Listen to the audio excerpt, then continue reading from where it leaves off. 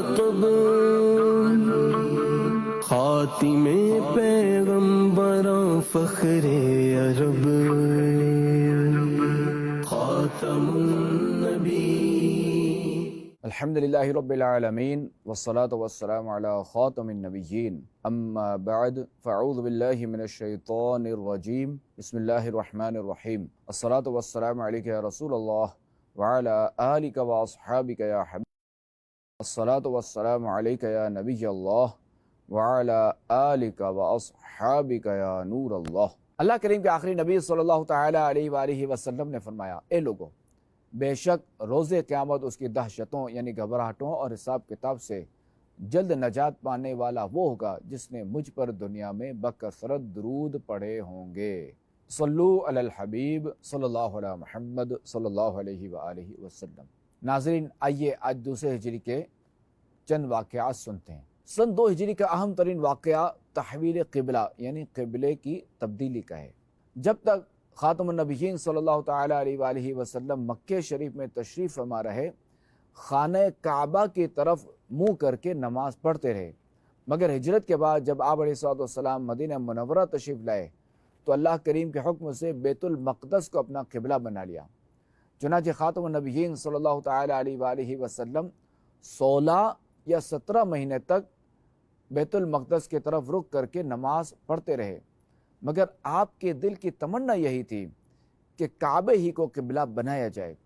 چنانچہ آپ علیہ السلام آسمان کی طرف چہرہ اٹھا کر اس کے لیے وحی الہی کا انتظار فرماتے رہے، یہاں تک کہ ایک دن اللہ تبارک و تعالی نے اپنے حبیب علیہ السلام کی قلبی آرزوئیں پوری فرمائی کہ قبیلہ بنی سلمہ کی مسجد میں خاتم النبیین صلی اللہ تعالی علیہ وآلہ وسلم نماز ظہر پڑھا رہے تھے اور تیسری رکعت کے رکوع میں تھے کہ وحی الہی سے آپ علیہ السلام نے نماز ہی میں کعبے کی طرف رخ کر لیا اور مقتدیوں نے بھی آپ علیہ السلام کی اتباع کی، یعنی سب نے دوران نماز ہی اپنا رخ کعبہ شریف کی طرف کر لیا. اس مسجد کو مسجد قبلتین کہتے ہیں. ایک نمازی جو شامل جماعت تھے عصر کے وقت مسجد بنی حارثہ میں گئے اور دیکھا کہ وہاں انصار صحابہ کرام علیہم رضوان نماز عصر بیت المقدس کی طرف پڑھ رہے ہیں تو انہوں نے تحویل قبلہ کی خبر دی. وہ لوگ نماز ہی میں کعبے کے رخ مڑ گئے.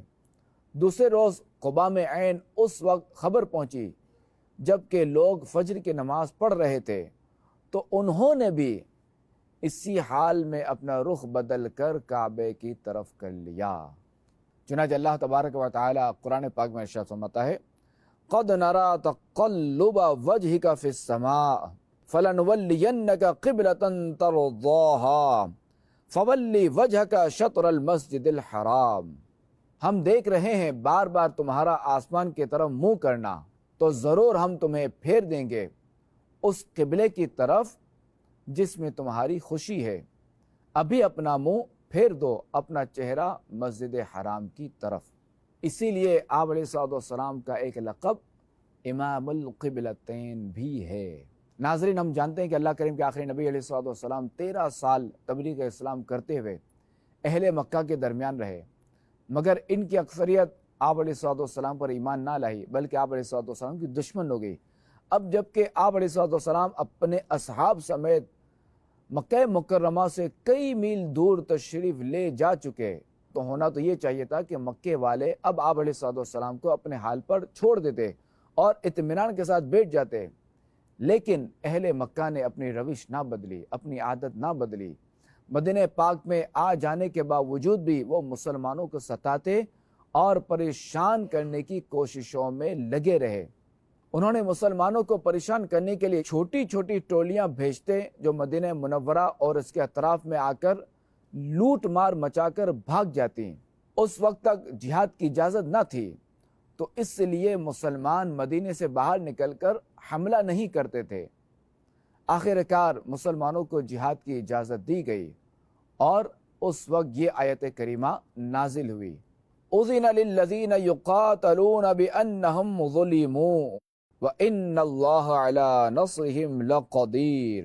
جن سے لڑائی کی جاتی ہے انہیں اجازت دے دی گئی ہے کیونکہ ان پر ظلم کیا گیا ہے اور بے شک اللہ ان کی مدد کرنے پر ضرور قادر ہے۔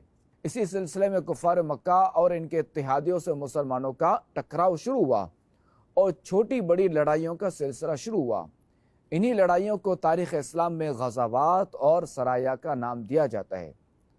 وہ چھوٹا یا بڑا جنگی لشکر جس میں خاتم النبیین صلی اللہ تعالی علیہ وآلہ وسلم بنفس نفیس خود تشریف لے جاتے، اسے غزوہ کہتے ہیں، اور اگر آپ علیہ السلام شامل نہ ہو تو اس جنگی مہم کو سریہ کہتے ہیں۔ خاتم النبیین صلی اللہ تعالی علیہ وآلہ وسلم نے جو سب سے پہلے سریہ روانہ فرمایا اس میں 30 افراد تھے۔ قیادت اسد اللہ والرسول حضرت امیر حمزہ رضی اللہ تعالیٰ عنہ کے پاس تھی۔ کافروں کو تجارتی کارواں جو ملک شام سے مکے لوٹ رہا تھا اسے روکنا مقصود تھا۔ اس میں ابو جہل سمیت 300 بندے تھے۔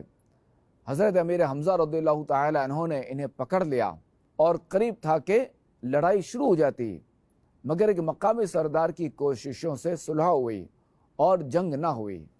ابو جہل ضدی اور متکبرانہ طبیعت شخص تھا، مگر اس نے مقابلے میں حضرت امیر حمزہ رضی اللہ تعالیٰ عنہ کو دیکھ کر عافیت اسی میں جانی کہ لڑائی سے جان چھڑائی جائے۔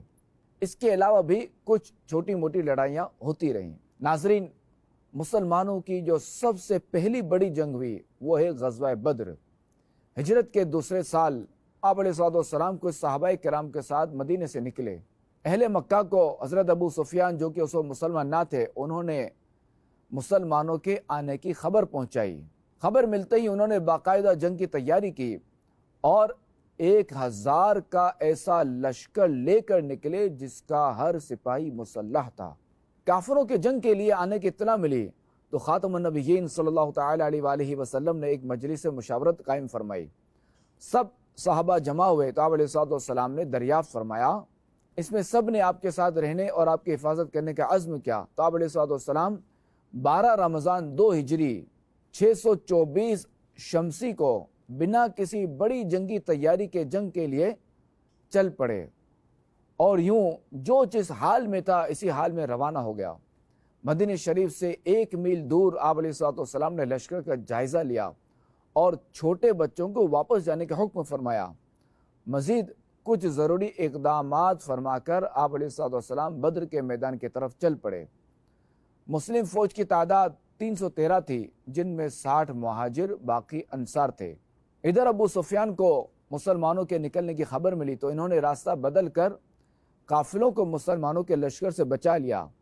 ساتھ ہی کافروں کو خبر بھیجی کہ ہم محفوظ ہیں، اب جنگ کی ضرورت نہیں ہے۔ قریش کے بعض لوگ واپس جانے پر راضی ہو گئے، لیکن کچھ نے بالخصوص ابو جہل نے جنگ پر اصرار کیا اور کچھ قبائل کو جنگ پر راضی کر لیا اور بدر کا رخ کیا۔ بدر کے میدان میں ایک بلند ٹیلے پر ایک 56 نما صاحبان بنا دیا گیا۔ خاتم النبیین صلی اللہ تعالی علیہ وآلہ وسلم آخر تک وہاں تشریف فرما رہے اور وہیں سے جنگ کی قیادت فرماتے رہے۔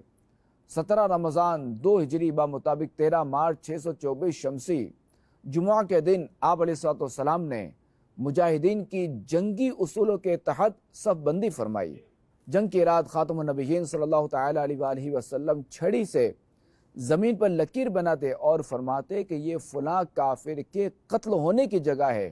راوی بتاتے ہیں کہ جس جگہ جس کافر کی قتل گاہ بتائی تھی اس کافر کی لاش ٹھیک اسی جگہ پائی گئی۔ ان میں سے کسی ایک نے لکیر سے بال برابر بھی تجاوز نہیں کیا۔ بے سر و سامانی کے باوجود صحابہ کرام علیہم رضوان بڑی بے جگری سے لڑے اور شجاعت و بہادری کے وہ جوہر دکھائے کہ دشمن کے دانت کھٹے ہو گئے۔ یہیں پر اللہ کریم نے مسلمانوں کی مدد کے لیے فرشتے بھی نازل فرمائے تھے، جن کا ذکر قرآن کریم میں بھی موجود ہے۔ اب شیبہ بن ربیعہ، عتبہ بن ربیعہ، ولید بن عتبہ، عاص بن سعید بن عاص، ابو جہل بن ہشام وغیرہ کافروں کے بڑے بڑے سرداروں کی ہلاکت سے کفار قریش کا لشکر حوصلہ ہار گیا اور ہتھیار ڈال کر بھاگ کھڑے ہوئے۔ اس جنگ میں کفار کے 70 آدمی قتل ہوئے اور اتنے ہی قیدی بنے۔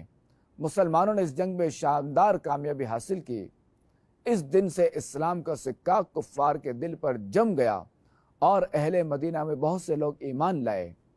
اہل بدر کے فضائل میں اتنا ہی کہہ دینا کافی ہے کہ خاتم النبیین صلی اللہ تعالیٰ علیہ وآلہ وسلم نے ان کے حق میں فرمایا، بے شک اللہ کریم اہل بدر سے واقف ہے، کیونکہ اس نے فرما دیا تم عمل کرو جو چاہو، البتہ تمہارے واسطے جنت ثابت ہو چکی یا تحقیق میں نے تمہیں بخش دیا۔ شکست کی خبر پہنچنے کے 9 روز بعد ابو لہب بھی غم میں ڈوب کر مر گیا۔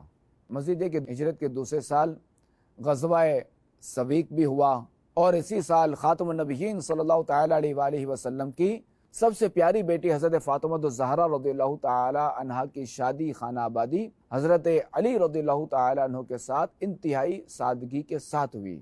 اسی سال روزہ اور زکوٰۃ کی فرضیت کے احکام بھی نازل ہوئے، اور اسی سال خاتم النبیین صلی اللہ تعالیٰ علیہ وآلہ وسلم نے عید الفطر کی نماز جماعت کے ساتھ عیدگاہ میں ادا فرمائی، اور اسی سال صدقہ فطر ادا کرنے کا حکم ہوا۔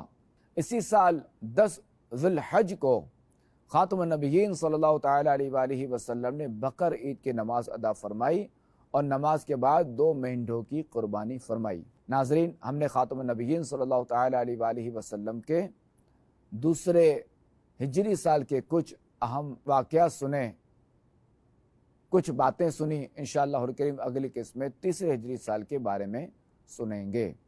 صلو علی الحبیب صلی اللہ علیہ محمد صلی اللہ علیہ وآلہ وسلم۔ خاتم النبی، خاتم النبی ہے نبی الانبیاء ان کا لقب، خاتم پیغمبراں فخر عرب،